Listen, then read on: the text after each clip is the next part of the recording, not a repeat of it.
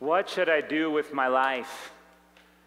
This was the question that the young man asked me. I was interviewing him as part of a college alumni admissions program, and we'd had a really good conversation, and after maybe 40 or 45 minutes, he turned to me earnestly and said, well, what should I do with my life? Asking this profound and always there question about meaning and purpose in our lives. And I admit almost 15 years later that I regret the answer that I gave him. It was not really the answer I should have given him.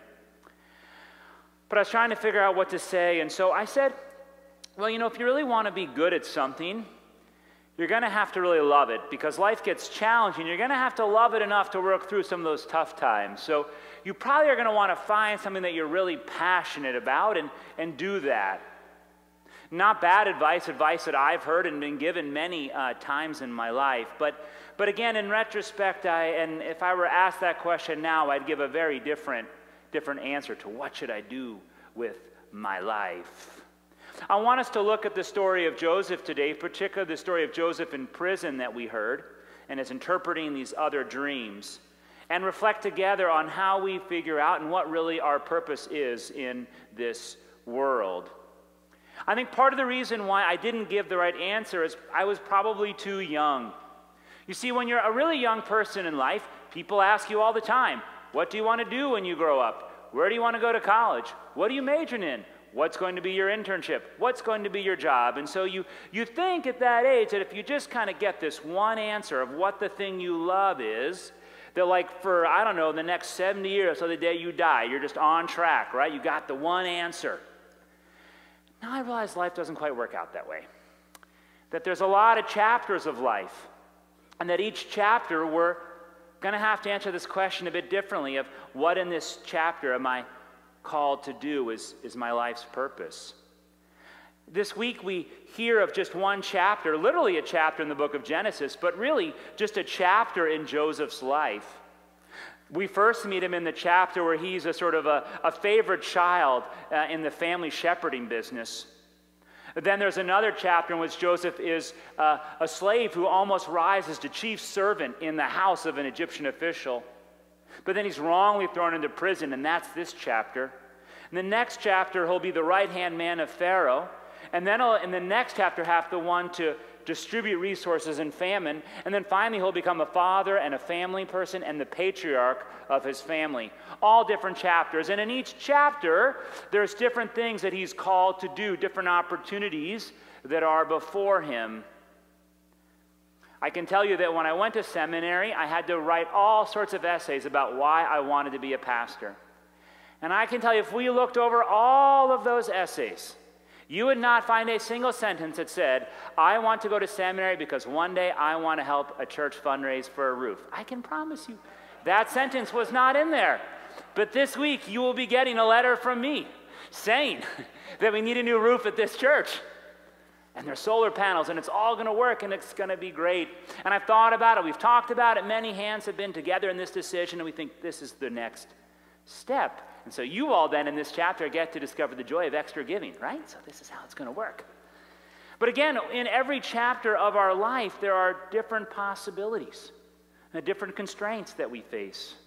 And so if I could go back to this young man, at the very least, I'd want to say, well, why don't we maybe just figure out the next 3 to 5 years?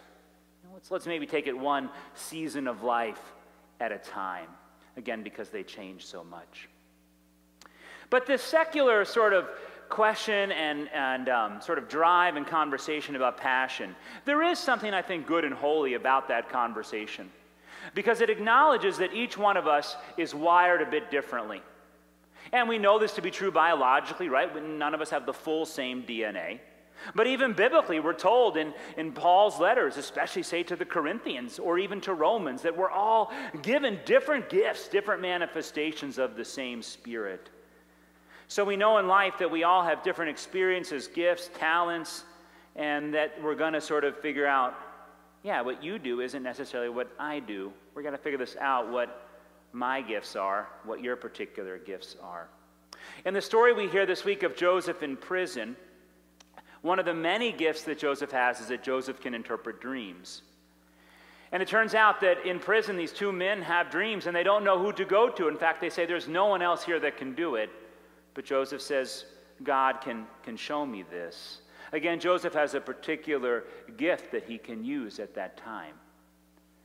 I'm actually not suggesting that you have one gift for ministry or one gift that God has given you. I want to say, actually, you've been given many gifts. And in season after season of your life, you're going to discover new things and new ways that you have that God has given you, new things that make your heart sing, new passions.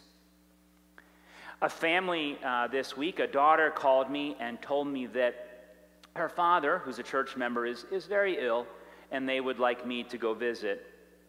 And in the conversation, they mentioned how the church does have somebody who comes and visits. The person didn't know the name. It's our Eucharistic ministers, those who take Holy Communion. And the person mentioned how much this family and the father appreciated the visits. And then the person said, but this person has been away on vacation. And I was all ready to sort of make justification and that we'd visit and so forth. But the person said, well, actually, though, this person actually sent a postcard from vacation. And it meant so much. It meant so much to my dad to get that postcard. Now, I can tell you, if I were going to write out for you, or all of us were to sort of fill out a paper of these are strengths that I have, or gifts or talents, none of us would probably say, I can send a postcard. That wouldn't occur to us as a gift. But in this case, that little thing went so far. It literally went so far. But I mean, it heart-wise went so far. And this is what we discover in life, is that again and again we're given gifts, passions, things, ways in which we can serve others. And that's actually what I want to drive towards now, the serving others. Because even if we could get to the point where I totally understood myself, or you correctly knew all the gifts at your disposal, all the resources that you had, and you properly understood them as gifts from God, you knew exactly what made your heart sing, you still wouldn't know enough information to figure out what you're supposed to do with your life. Again, even if you totally knew yourself, you still would not know enough to figure out what you're supposed to do with your life. And that's because there's a whole another side to the equation, a whole another piece to the puzzle. These weeks with Joseph, we've been thinking about what these stories mean for us, but also what they mean for us as a congregation. Again, not only how they touch our lives individually, but how they speak to us as a whole. And we've been building our mission statement. Rooted in God's grace, we grow loving relationships with Jesus and each other. And this week we'll finish it off, to serve in this world. See, as Christians, we realize that it's not just about ourselves. But we follow the master servant, Jesus Christ, who again and again served other people and taught his disciples to do the same. Turns out the way that we're built, we won't finally have our rest and our joy and our meaning until we consider the needs of others. Again, as Christians, we know this. We know this, that our heart finally has a yearning, a desire to make an impact, to help others. And so what happens is that somehow we've got to start to then find this intersection of both what we're good at, our passions, as well as what the world needs, the call and hurting of our neighbor. In the story of Joseph finds himself in prison, and he's wrongly and unjustly imprisoned. And it would be easy for him at that point to have succumbed to bitterness and resentment, that this was not a fair situation. And who knows, maybe he had a pity party for a while. But at this point, there are people in that situation who have a need. And again, I can tell you, Joseph years earlier, wasn't saying, I really hope one day I can use my passion of interpreting dreams in a prison in Egypt, right? That wasn't what he was saying. But this is the situation in which he finds himself. This is the hand that he has been dealt in life. And it turns out even with that really crummy hand that he has been dealt, there is still a way that God is calling him to use what he has for the sake of others. Again, even in the crummiest of situations, when life isn't fair, God is still giving us gifts that we can use to serve other people. I think about the last 2 to 2.5 years during the worst of the pandemic. And I don't want to go so far as to say the pandemic was a prison. But we lived under a ton of restrictions. And I don't think anybody's going to look back and say, man, 2020-21, that was the most fun I've ever had in my life. Right? And there was a lot of times which I think we all wanted to kind of cry out and lament in frustration, like this just isn't fair. But it turns out that even then, when we look back on our lives, I'm sure as we all can, there are times and ways and places in which we were given gifts that allowed us to serve others even in a time of great limitation. And the quilts that you're sitting on are a beautiful reminder of that. That here they are, right? We're not able to meet or meeting with masks, all sorts of distance and restrictions. Yet there were people in our church that were faithfully making these quilts that they could join with others and be sent all around the world. It's the same with the hats and the scarves, and now even this fall, the care kits. Again and again, we discover that in our lives, whatever the circumstances, no matter how much, again, we don't like the cards that we have been dealt at that moment, it turns out that God is giving us gifts and passions and motivations and experiences that are going to allow us to love and serve our neighbor following the example of Jesus Christ. So if I could answer that person again, what am I to do with my life? I could say something a little bit better, like, well, in each season of life, you're going to discover that you have some gifts, and there's some others that need those gifts, and that the really beautiful and awesome spot of life is when the thing that you love to do and that you have skills for also becomes the thing that you know that the world needs. And that's where you're going to find meaning and purpose in life. And I probably could have given it in a secular way, but at this point, I would have to humbly confess that I would really need to put it at this point in more Christian terms, to be really authentic with myself and with them and true to my experience. So if somebody were to ask me, what am I supposed to do with my life, what I really want to say at this point is serve the Lord. Serve the Lord. And what you'll discover is that when you serve the Lord, that in every step of the way, you'll discover anew God's gifts for you and ways in which your neighbor needs you. And I'd want to put it in terms of service to Christ because I think it's actually really hard. I think it's really hard at any given moment to figure out, okay, like, well, what are the gifts and skills and what do I really love?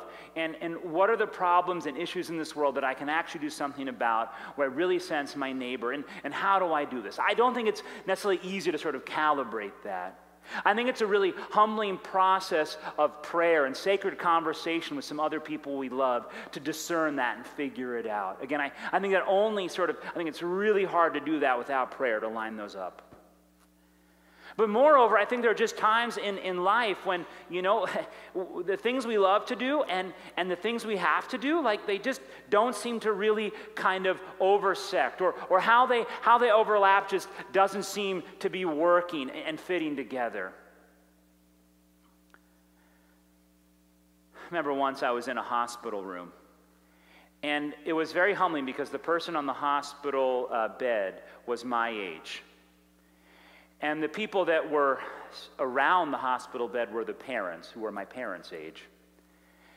And they were with their daughter as their daughter was in the last stages of life. And as I was with them, I observed that they were concerned for their daughter, processing this as parents, but they also knew that there now was going to be an additional responsibility of grandchildren. And how did this work? Wow. Where does passion and where does duty meet in that situation? How hard is that? Again, in life, what we want to do and what we have to do, they don't always match up so easy. As Christians, what are we supposed to do with our life? We're supposed to serve the Lord. And if we do that, and if we leave here today and we say, you know what, I'm going to prayerfully do my best every day to say, Lord, what are the gifts you've given me? And who is the neighbor that I can serve? And teach me how to do that. My sense is that after about a week or so, your hearts will be filled. On the one hand, your hearts will be filled because you'll have seen the ways in which God worked in your life. Like Joseph, even the most difficult of circumstance, to let your light so shine before others. And your heart will want to praise the living Lord for what God has done. But my sense, too, is that after about a week, your heart will be pretty empty.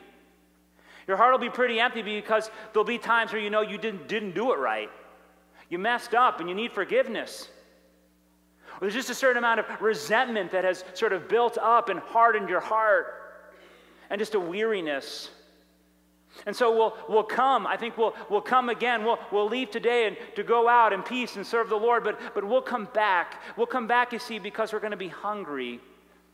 We're going to be hungry for the one from whom all blessings flow. We're going to be hungry for the one who can forgive us. We're going to be hungry for the one who can create in us a clean heart, oh God, and renew in us a right spirit. And the good news is that that one is Jesus Christ. He has been crucified and he is risen and he is here, given and shed for you. Amen.